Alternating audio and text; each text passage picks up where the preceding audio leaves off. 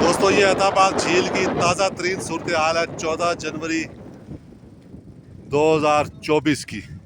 तो आप ये देखें बिल्कुल मुंजमद नहीं है यहाँ पे। ये हवा चल रही है तेज़ और ठंड बहुत है यहाँ पे।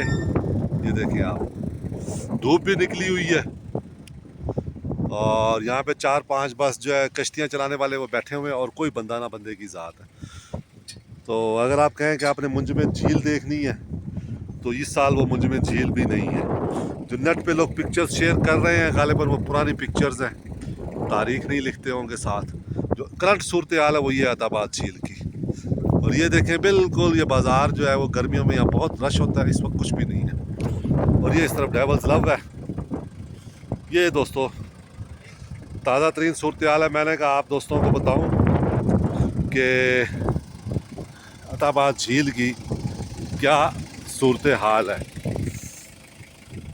इस तरफ देख लें आप, इस तरफ ये है जनाब, ये